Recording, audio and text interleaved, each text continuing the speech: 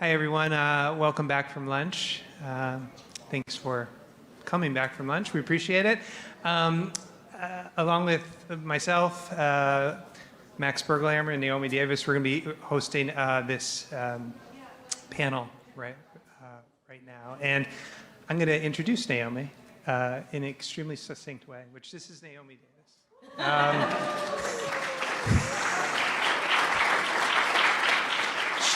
She needs almost no introduction, other than to say she's the founder and CEO of Blacks and Green, and a powerhouse in the city in terms of pushing models for sustainability and pathways forward. It's a huge honor to share the stage with you and to have you here. So thanks, Naomi. Thank you. Thank you. He didn't want to touch the mic because it had to be down here. Greetings, cousins. How y'all doing? Yes, climate change in a connected world. But what if you're disconnected? So we're going to talk today about the crisis in affordability of light and heat. But before we jump in, I'll just tell you a little bit more about BIG.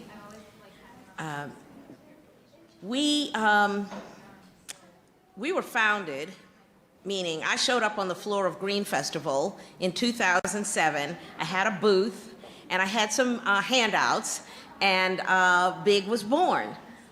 We are all about reinventing that walk to work, walk to shop, walk to learn, walk to play village, where African Americans own the businesses, own the land, and live the conservation lifestyle. It's the kind of place that I grew up in. So the idea that it could be, should be, must be possible to reinvent that kind of place that disintegrated in my lifetime is the founding principle of Blacks and Green. Our vision is self-sustaining Black communities everywhere, and really, when we do what we do, which is in our Sustainable Square Mile pilot of West Woodlawn, we are inventing and cultivating economies in energy, horticulture, housing, tourism, and waste. And an economy means you've got benefits and delivery to the households, to the customers. You've got a workforce that's trained and vibrant and ready and alive, and you've got employers who have the capacity to hire and really grow careers of those workforce-trained people. And so that's what we do. We are the authors and the teachers of the 8 principles of green village building. And the second principle of the 8 principles is on energy. And it is each village produces and stores its own energy for light, heat, and transportation, and owns its means of production. And what we find today, from 15 years of talking about it, is that the industry, which is becoming cleaner and cleaner, yay, and the businesses, the legislation, the regulations, the market making, all of those things are working together, especially now since the passage of the Climate and Equitable Jobs Act. And that was a really big deal in September of 2021. And the idea that we're going to create this equitable clean energy economy was at the heart of that legislation. And so we're building on that legislation to introduce our own House Bill 2172. And why? Why are we doing that? Because for energy to be available, it has to be affordable. And without affordability, there's no equity. So we have introduced our very, very, very first bill. We have been working in the legislature for 10 years and more on the side, supporting the work of our good environmental allies. And this move that we're making is designed to fill a gap. You know, you take an elephant, well, eating an elephant, that's not really a great metaphor, is it? But it's, you know, one bite at a time, all right, I said it. But what we have as a setting, as a backdrop, is a crisis in affordability. ComEd's latest ICC filings, ICC, Illinois Commerce Commission, increases rates by $1.5 billion over the next 4 years, in addition to nearly $1 billion it collected through formula rates over the last 10 years, including a $199 million increase granted in December. Ameren territory is more in the center of the state. Their latest filing requests an additional $435 million over the next 4 years, in addition to its December filing of $61 million for a rate increase, and the hundreds of millions of dollars it has received since 2012. NICOR, I mean, these are all familiar companies to you, right? You're paying one of them or the other if you live in Illinois, unless you're still with mom and dad, which is a good thing, let them pay. NICOR rates have increased 77% since 2018. Its latest rate filing seeks a record-breaking $321 million annual increase, following its most recent $240 million in 2021 rate increase. People's Gas, their latest rate filing requests $402 million in a rate increase, with Chicagoans already paying $15 each month for a costly, bungled main and meter replacement project. And their own report, just published a couple of weeks ago, on their capital intensive to replace and repair the infrastructure of pipes throughout the city. Their own report recognizes that they're way behind schedule and on the delivery for that. So, meanwhile, back at the ranch, energy assistance to Illinois' neediest families has not increased since 1999, notwithstanding this immense need. So we're out to make a difference by changing the way that pricing is done on the bill, as it's driven by the rates and the policies behind those rates. We have a one-pager. Do people have it already? One-pager? Okay. And by the way, what day is it today? Election Day. And this is all about democracy. Let me tell you, this is not just some numbers, mumbo jumbo. It's really about real people who are real constituents represented by real legislators who have a real duty to understand the household exigencies and to really do what they can to step up and support fairness, and affordability is a function of that. So we're really happy right now to be working with some really great legislators. Will Davis is our sponsor, is our bill sponsor. We have co-sponsors from the south side of the city, Nick Smith, and from the north side, Ann Williams. And if you ever, it's the difference between babysitting and having your own child. This is our own child, and it is more than a notion. But what are we trying to do? Right now, consider that light and heat are life essential services. you're not going to live very long and very well without them.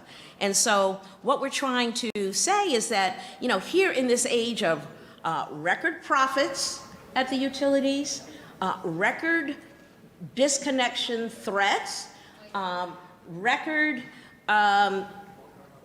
debts or arrearages, and record rate increases, how do those things live together? We're out to right the ship, so to speak. Okay. And so this bill helps us do that. When you are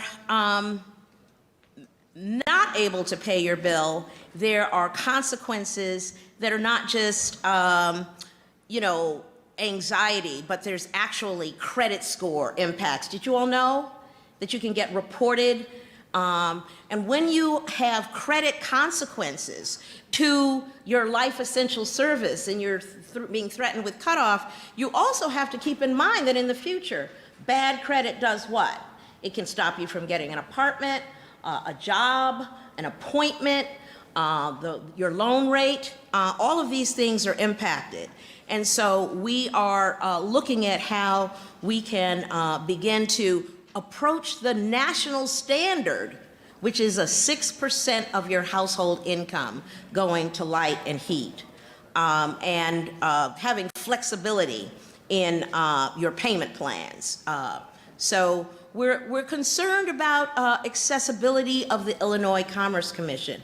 We think it's the we think it's the most powerful agency no one's ever heard of. Raise your hand if you've ever heard of the ICC. Oh, y'all are smart. Okay.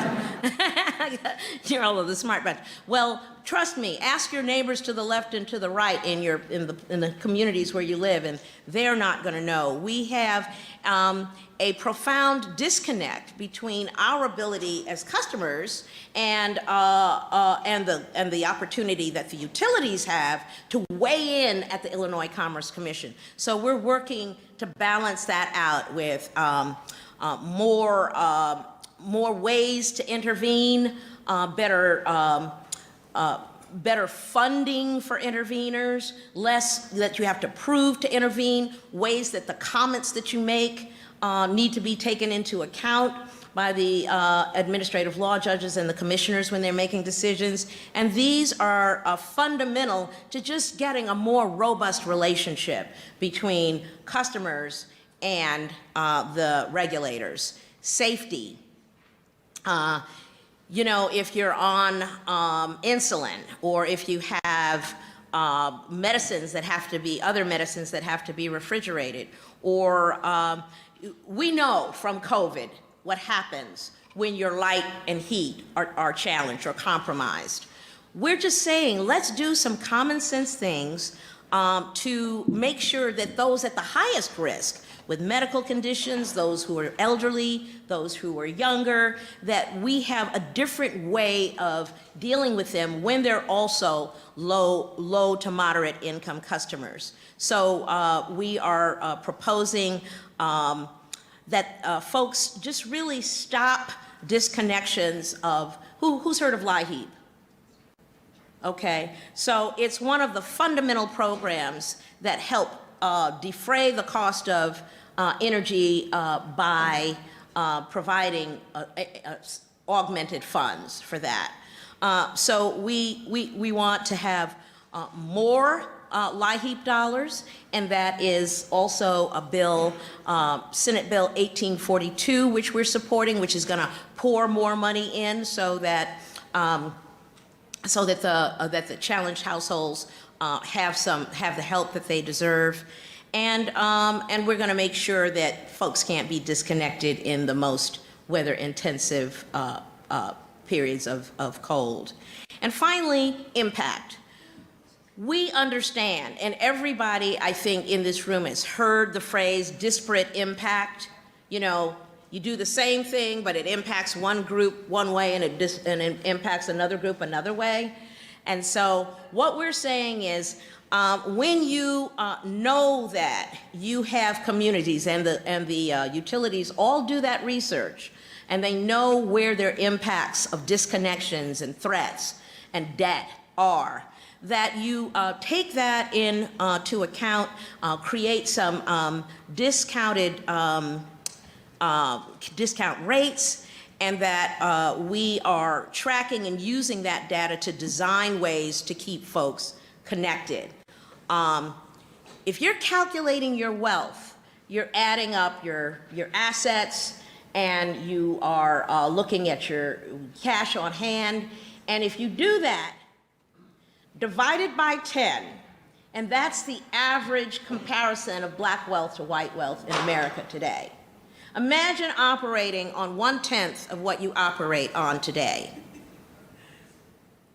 And understand that there is not an accident that produced that result, and let's just all work together in this new era of equity to do the right thing, to restore and repair what we've consciously broken. And so in summation, I just want to say, what's good for the African diaspora is good for everyone, and what's bad for the African diaspora is bad for everyone. Let's do the right thing. Thank you.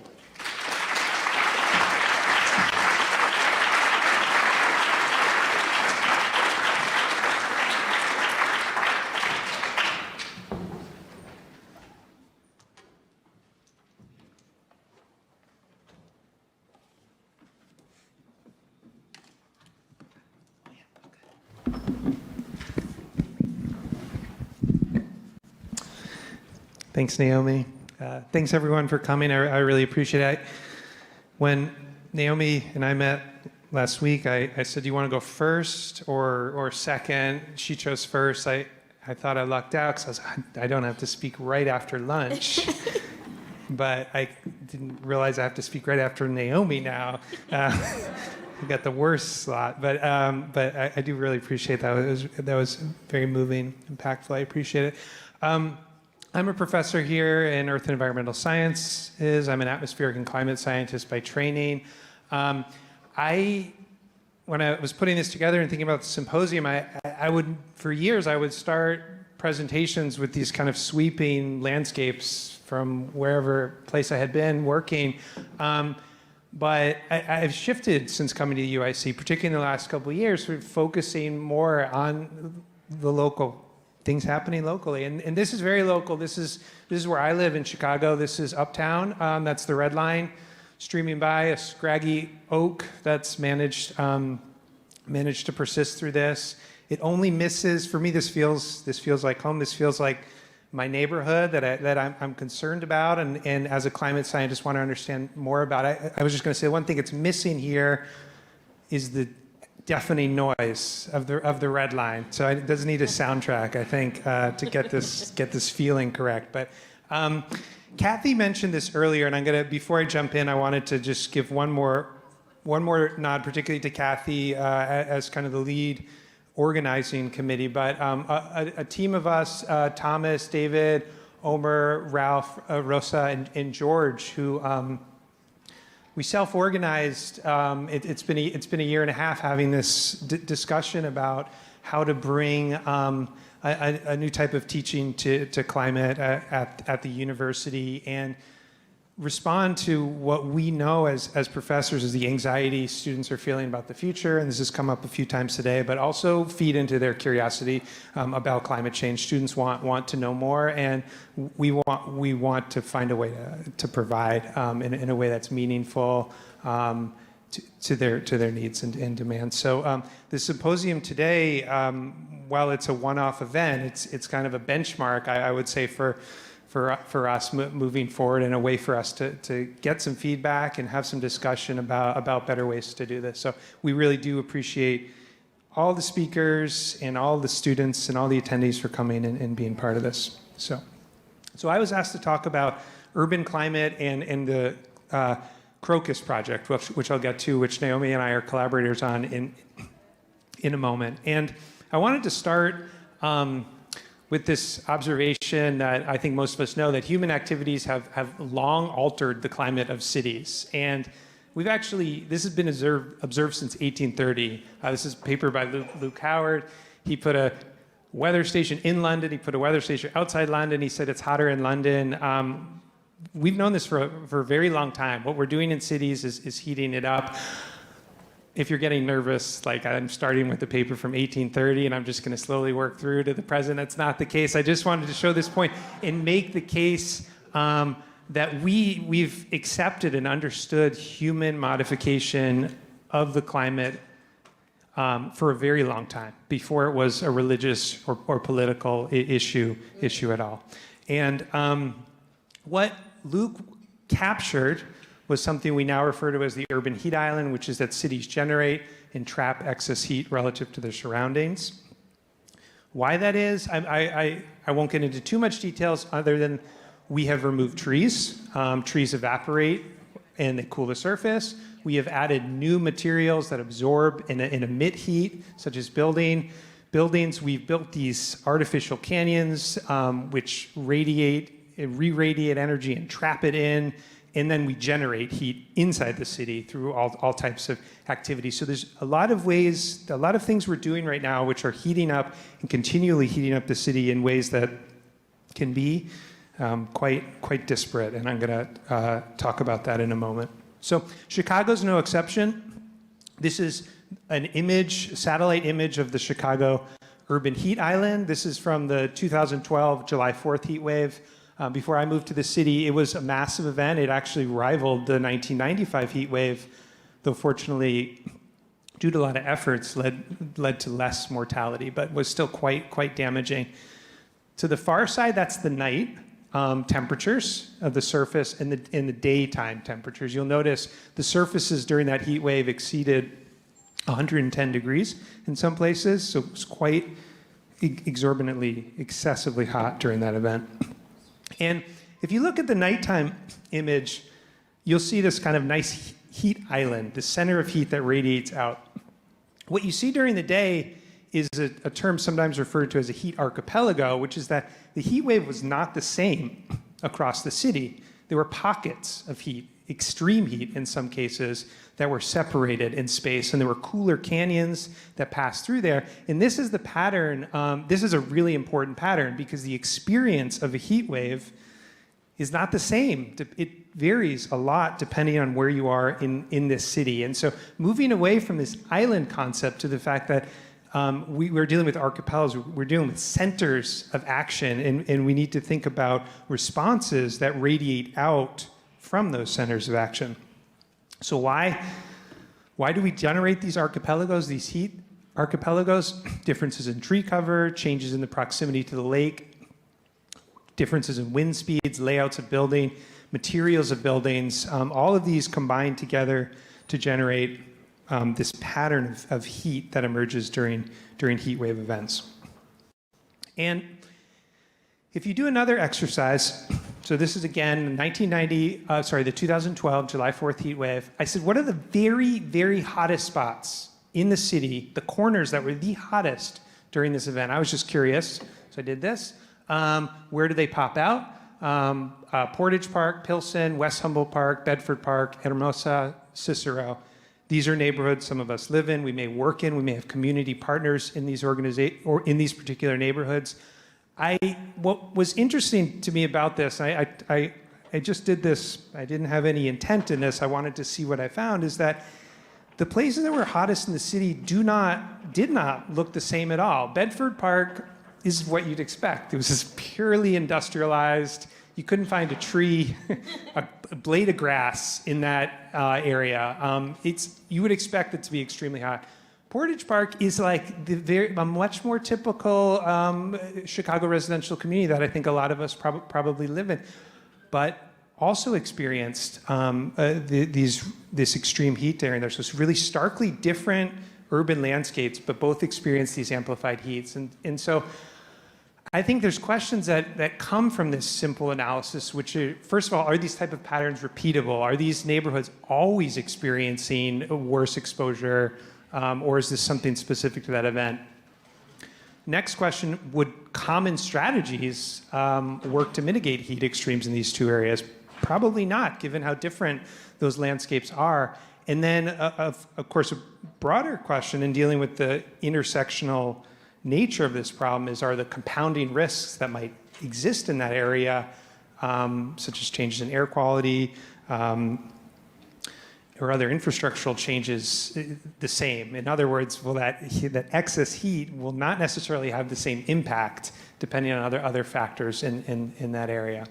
And so with that kind of background or with that setup, I wanted to pose sort of 3 questions on urban climate. And the first feeds off what I just showed you, which is, can we predict the emergence of where these heat islands, these heat archipelagos are going to be, so we can be responsive to them and understand them? And some of that is, we can't change proximity to the lake. That's where you are, though you could move. Or predominant wind fields, groundwater depth, but there are internal factors, disinvestment, zoning laws, land use legacies that are a big part of these patterns, probably the predominant part of these patterns that are open for discussion and change and need to be. Second question is, we know heat's being trapped in the city.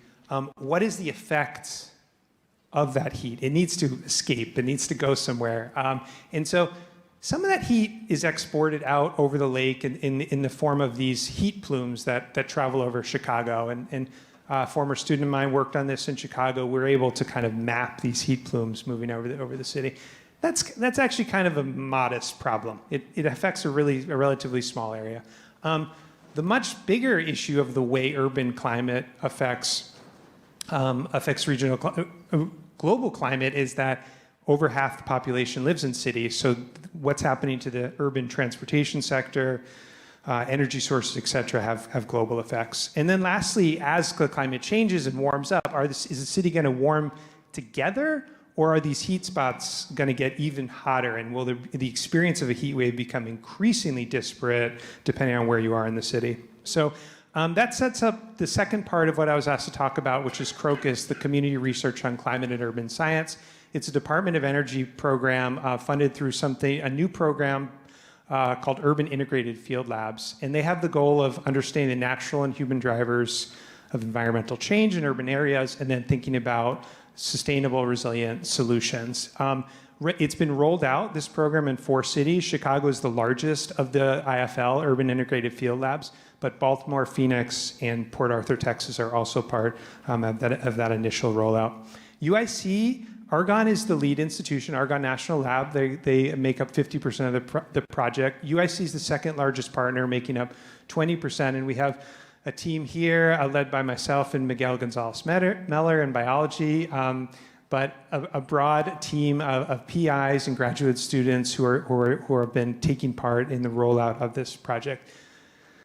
The program, CROCUS, also includes other universities, Chicago State, City Colleges, Northeastern, Northwestern, UChicago, Urbana-Champaign, Blacks and Green. I thank Naomi for being here, Great Chatter Initiative, Puerto Rican Agenda, Metropolitan Mayor's Caucus, North Carolina A&T, Notre Dame, WashU, University of Wisconsin, and CMAT. So it's quite a large project coming together in Chicago to address this.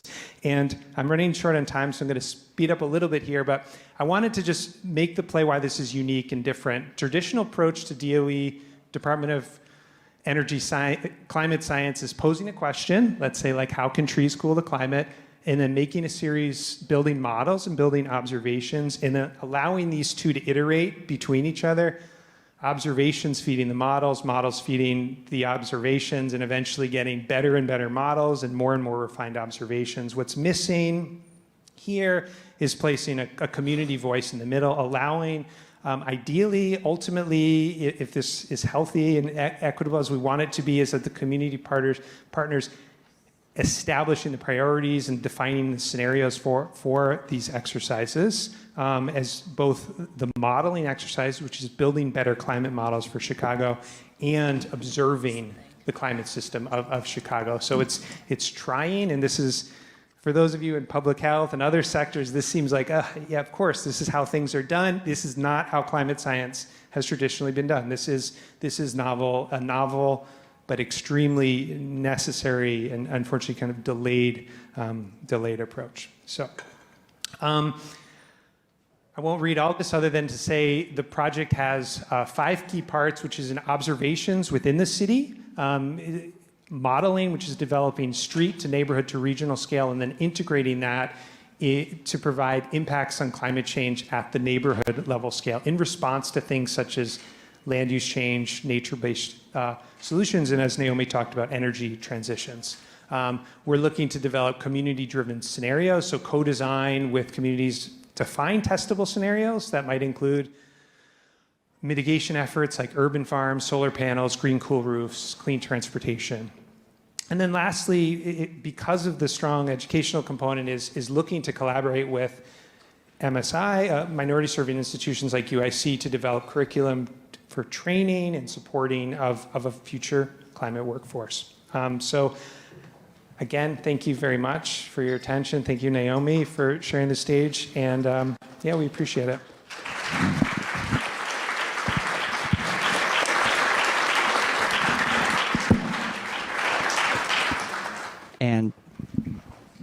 And test. Okay, I'll use my big voice. So we have time for a couple questions with Max and Naomi. Really great information. So if you have any questions, we'll try to get the mics working, and maybe that one over there is working. And if not, then we can shout at each other, and that'll be really great. Any questions for Max or Naomi about what they were talking about? Oh, it's working now. Perfect. Questions. Perfect. For Naomi, how about supporting retrofitting and other energy efficiencies, getting the companies to pay for that? What companies? Well, the NICOR and so on, getting people to put insulation in their homes and so on. Your mouth to God's ear. All right. I mean, I've done it myself, but I can afford it. Mm-hmm. Well, you raise an extremely important point. And, the conversation usually I start with the question, remember whale blubber? And most people are like, wait, what? It was the 5th largest industry in the world at one time for light and heat. And then, when you know better, you do better, because that was like months at sea, find a whale, stab it to death, drag it in, skin it down, ship it all over. Yeah, gross and disgusting. But guess what else is gross and disgusting? Burning methane inside our homes. But it's what we grew up on, it's what we knew. Well, they knew whale blubber, and we know, quote unquote, natural gas.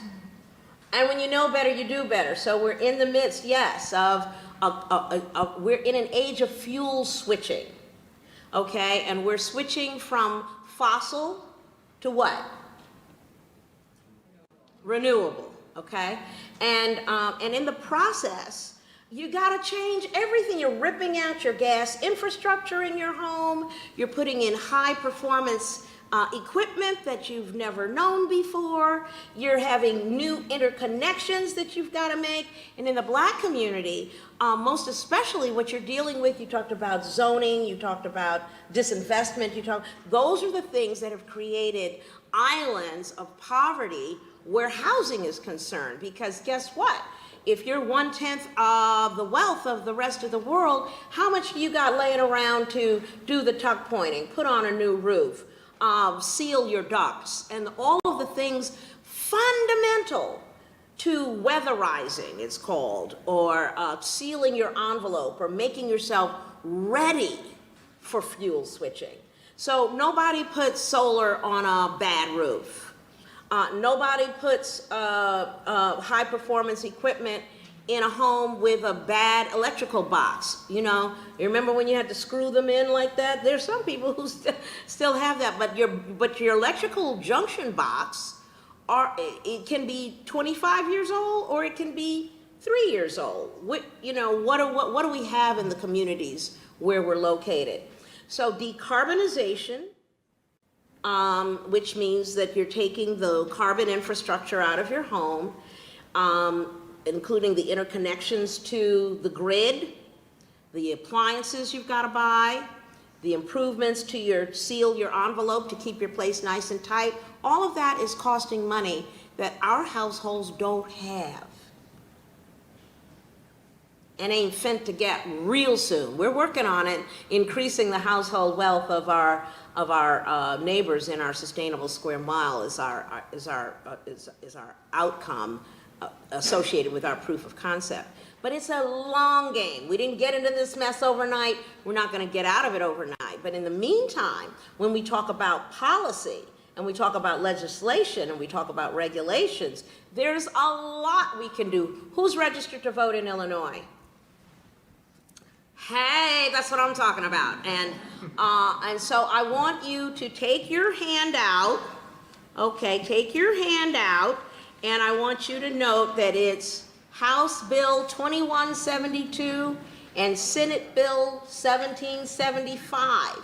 And I want you to know who your state senator is and know who your state rep is. And I want you to call, email, text, carrier pigeon, whatever you can do to get a message to them to vote to support this legislation, because it's gonna do, what's your name?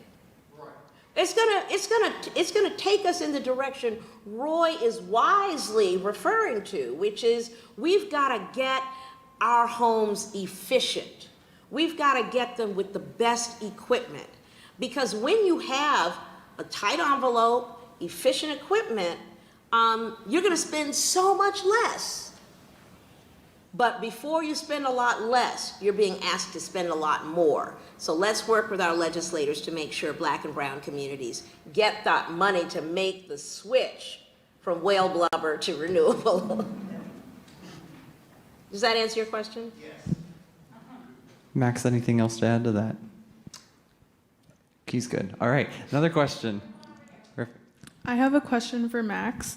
So for the CROCUS, am I saying that right? Okay.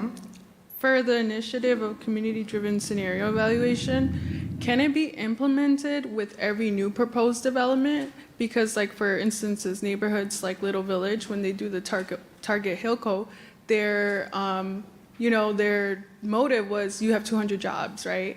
But how can you, like, I guess, intervene and have like a climate, a climate perspective onto every big development proposement, and like how can we like integrate it, not just like further down the line, but like at every new development, like whether it be like any new development in any ward, and like how feasible is that when you have certain areas that are politically don't want to address issues like climate change, especially in like industrial corridors, which I know feasibly it's not like one day or another to like down zone. Yeah, that's a really great question. So the idea would be to build in infrastructure, which would be a digital infrastructure, that scenarios could be raised by anyone or any community group partnering and tested. So there is going to be a change in development of some type. That scenario could be run through a set of climate modeling simulations, and an output could be projected like this will have such and such effect on local temperature or rainfall or air quality, et cetera. So that would be optimally where we want to go. I think there's a lot of learning going on right now, and a lot of listening with a smaller group of partners to start to try to do this better. And so there's sort of a smaller cohort out the gate with the hope that that will lead to the infrastructure and larger community partners, so more and more scenarios can be evaluated. But yeah, that would be ideally the direction that this should go. All right, and you know what? There was so much great information, but we have to move on to the workshop. And before y'all get up, because I know you're so excited to go to the workshop. And we are excited too, because this is our chance to think about curriculum. This is our chance to think about how the university can get communities involved in what we're doing and to help build those communities as well. Before we do that and turn it over to Jenny Breyer, would love to get another round of applause for our two panelists. Thank you guys so much.